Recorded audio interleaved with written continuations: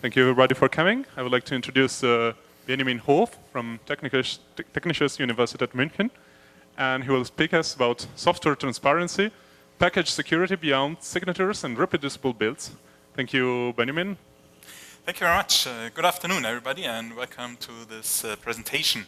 We are now going to talk about how we can improve on the existing security system that we have in the Debian archive, and also how we can combine this with other ideas such as reproducible builds in order to get the best properties possible out of it. So first of all, I want to give a little introduction into the subject area, and then we are going to talk about the proposed design. So why should we care about this topic? We have apt, which is working very nicely. It has cryptographic signatures, has had it for quite a while. So there's lots of reports on security problems introduced through update systems themselves. So compromised update systems, distributing malicious software, software hijacking update systems. So it's a general point of attention in the last few years. Very famous, the attack on the ASUS update system, where malicious software was distributed via the update system, signed correctly with the correct ASUS keys, and then 500 users were specifically targeted via their MAC addresses. So, while the stuff that we have is working very nicely, I would argue that we should prepare for the rainy days as well, as nothing is infallible. You'll find another great motivation if you have seen one of Chris Lamb's talks, A Tale of Three Developers, where he speaks about the motivation for reproducible builds, which also ties in very closely with what we are going to talk about now. So we will now take a look at the existing architecture, afterwards at the proposed additional architecture elements, and then at the end I'll report some progress that we've made since the last time we talked about this. So in apt, the software distribution looks like this. We have the uploader signing her source package, uploading it to the archive. The archive takes care that the binary packages are built, and then uses its own signing key in order to sign the metadata that envelops all of the source and binary packages. That's called the release file. And then the release file, once it is finished, is pushed out onto the mirror network, our content distribution network. And from there, the clients, the apt clients, can receive all the packages and all the metadata in order to, install packages.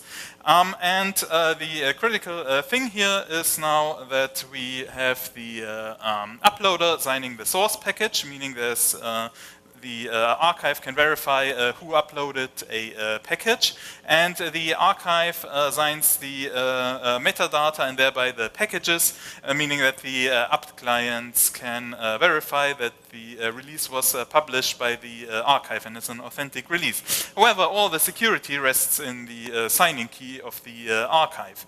And once that is compromised, well, right now all is lost. And in the following, I'm try to show you how we can improve on that and argue the case that it need not necessarily be that all security rests on a single key, and that we can, in the case of key compromise, still retain some security properties. So coming to the design, there's a bunch of things that we want to achieve in this system. So the core idea that we are going to follow is that we want to make sure that all installations observe the same in-release file. So all installations see the same releases. And if you think about it a bit, that's a property that we don't necessarily have with the archive signing release files, right? Because a compromised archive could sign different versions of the release file and present one release file, including malicious software, only to a targeted subset of the population. So we want to ensure that everybody sees the same software and installs exactly the same binaries.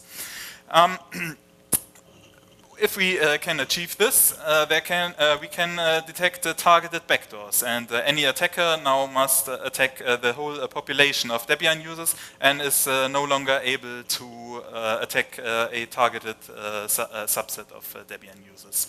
And from this,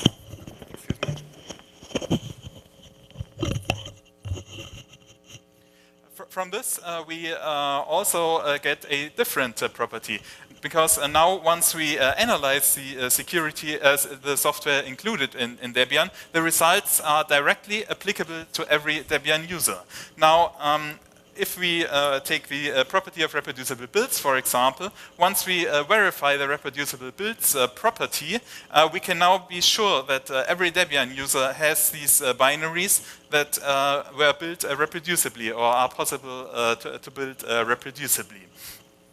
And in case things go wrong, we want to have a cryptographic proof or an indication of where things went wrong so that we can guide our investigation into the problems.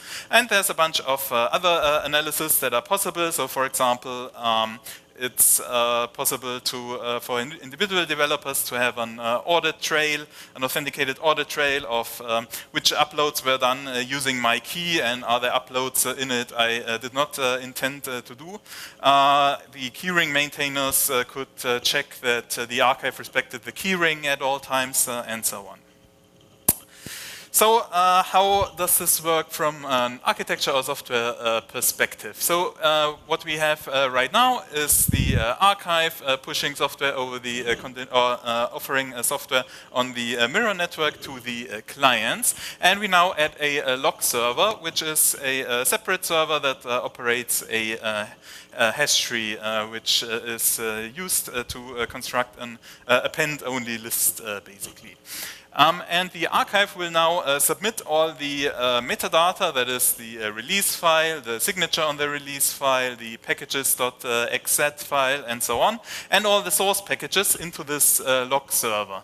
And the apt client will be augmented with a small cryptographic component that does additional verifications on the information provided by the log server. So we need the log server to provide some information to the clients as well, and we can achieve this by two ways. The apt client can either directly talk to the log server, or the log server can prepare the necessary information for the client and put it onto the mirror network. So the way that it would work in practice or works in the implementation is that when the archive submits the metadata and source code into the log server, it will then also retrieve all the required proofs from the log server, put it onto the mirror network, and from there the clients can download them. Yeah, so the client will check in particular two properties and making use of the log server in two ways. First of all, it will check that the release file they just downloaded is included in the log server, and the second property it will check is that the log server did not manipulate the history. So we have a consistent history, meaning the log server has maintained a list in an append-only manner. So I hope you can see a little bit where this is going. Keep in mind our goal is to make sure that every apt installation sees the same release files, and there can be no release files presented only to a subset of the population. In order for the for this system to work, however, we also need an additional component, and these are called monitors. And the monitors basically observe the log server and analyze what the archive and the log server are doing. So the monitor verifies that the log server behaves cryptographically in an appropriate manner, so it doesn't maintain the list in an append-only way, and so on. And the log server also will analyze the package metadata, the release file, the source packages, and so on. And these different analysis would include, for example, the reproducible builds property. It will also check that there are no suspicious duplicate releases, for example, happening, which would indicate that the archive has done something unexpected or strange. The interesting thing about this architecture is that one honest monitor is enough. So even if we don't have a huge amount of monitors, that's quite all right, because it's enough that there exists one honest monitor that detects a problem, because once the monitor detects a problem, we wanted to have, or we want the design to be in such a way that the monitor has a cryptographic proof of where things went wrong. So did the archive, for example, misbehave? This should guide the possible investigation into the archive operation. Did the log server violate some of its properties? Then we need to investigate the log server, and so on. For all the properties that we want to provide, the monitors will need to verify them. Okay, yeah. So to give you some idea on how the log server works, I'm not going to go into too much detail, but just to give you a rough idea. The log server maintains an append-only list of elements, and the elements here are the things like the release file, other metadata files such as the packages file, and also the files that make up the source packages. And each of these files is one of the squares on my tree data structure here, and the values of all the labels of all the inner nodes are the cryptographic hash of its children. So we construct a hash tree computing the hashes of the children from the lowest levels of the tree up to the very root of the tree. And you will now realize that if we know the root of the tree, the hash of the tree root, and put a signature on it, so the log signs the tree root, then we can securely identify all the elements that make up the list that the hash tree was constructed over. And we can do things such as the following. We can ask the log server to prove to us that, for example, a given release file was included in the tree, and therefore that it is, we can ensure that it is visible to all the clients. And this would work in the following way. If we want to verify the inclusion of the third element here, assuming that we know the root of the tree, we ask the log server, please prove to us that under this tree root, the following element was included in the tree, and the response of the log server would contain the three nodes that are marked in gray on the tree here. And if you look through the tree starting from the X at the very bottom of the tree, and you recompute all the hashes, you'll realize that the knowledge of the three nodes marked in gray will enable you to recompute the root, and therefore enable you to verify that, yes, indeed, using only these three hashes, I'm able to convince myself that the given element was included in the log server. So this is one of the checks that can be done efficiently on the log server, which the fact that we can do these checks means we don't have to trust the log server because we can verify its correct operation from the outside. We ask it, please prove to us that this is the case, and the log server is able to provide the answer in a way that convinces us cryptographically. Another check that we can do is that the list was maintained in an append-only manner, meaning if we know a path tree root over a smaller tree size, for example, only 4 elements, and we now learn that there's a new tree root covering a list of size 8, we can ask the log server for a proof that these two versions are consistent, meaning we have only appended new elements on the list in the log server and not removed old ones perhaps or manipulated old ones.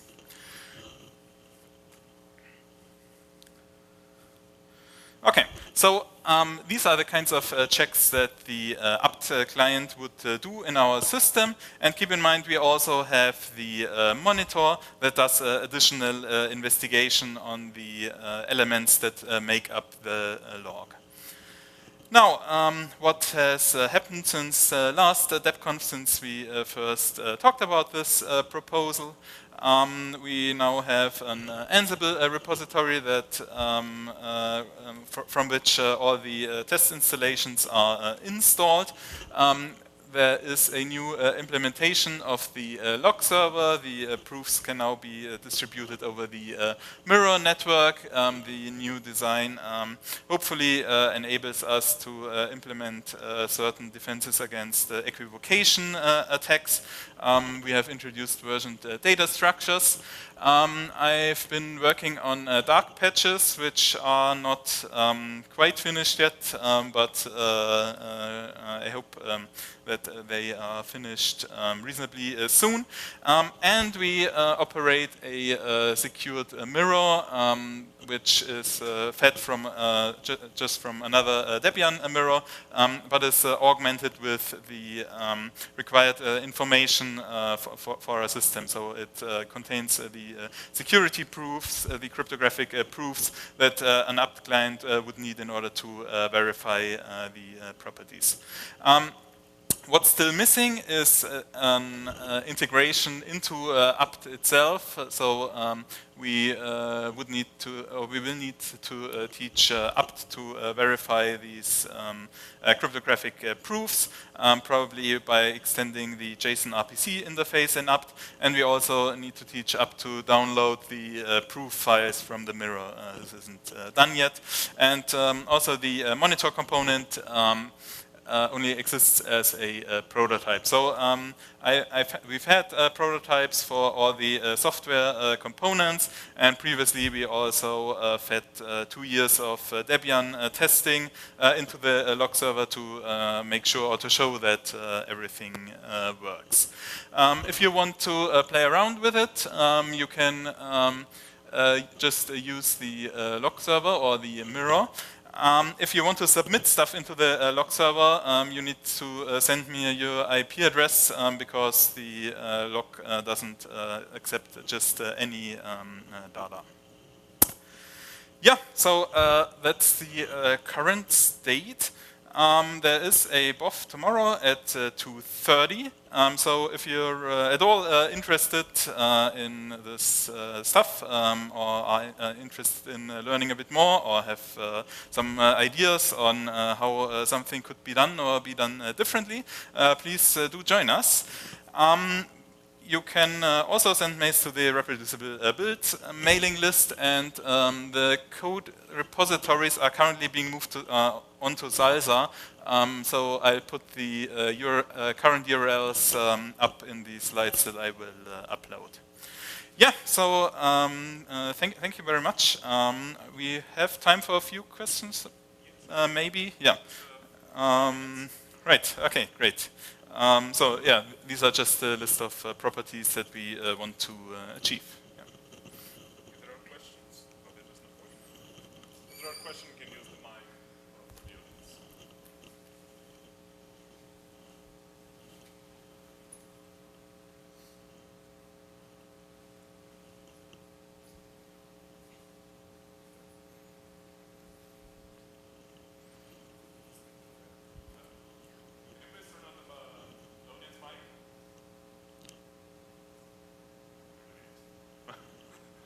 Try now.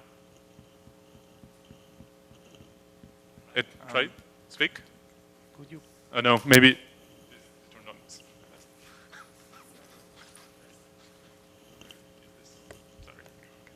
Thank you. Could you please give a quick example of a scenario which this system is designed to prevent, or so how the different pieces work together?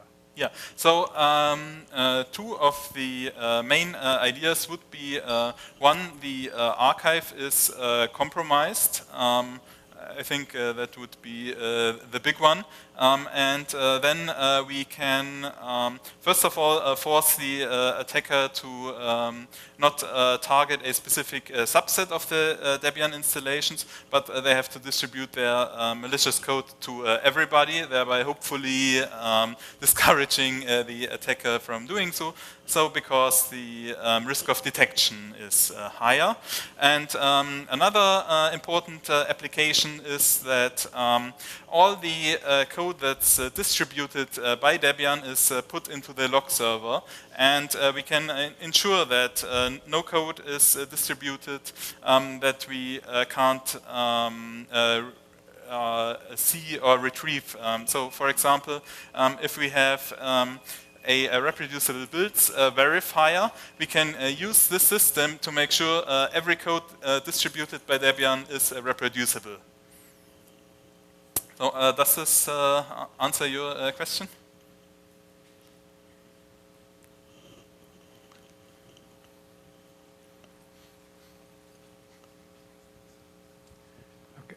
Not exactly. Yeah. So I see the point of it. I just wanted to hear. So how would I make use of it? Would I, as an developer, as an apt user, what would happen if I try to download a compromised package, or so how does it appear for me? As an end user, you shouldn't really notice anything about the system. So if a security verification fails, it's the same as if you download an old release file and apt complains with an error saying we can't proceed here because the release file is outdated or the signature is wrong. And how do I know that what I see is what everybody else can see?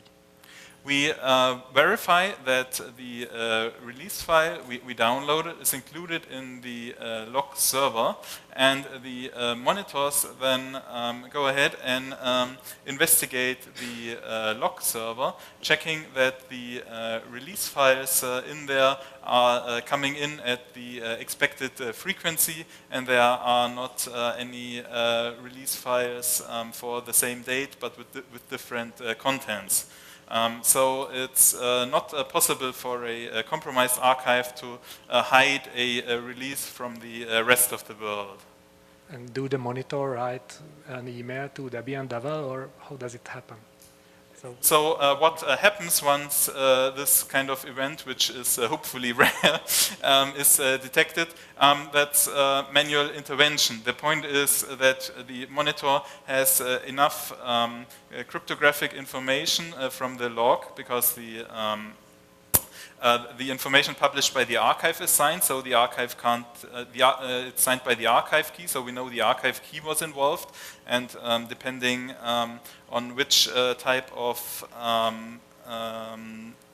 attack happened or which type of unexpected behavior happened, we see either something signed by the archive went wrong, or something signed by the log server went wrong, and thereby we can guide our investigation. So if the archive, for example, says this was built reproducibly and we sign it with our release file, we sign the release file and build info files accordingly, and we now observe that it doesn't build reproducibly.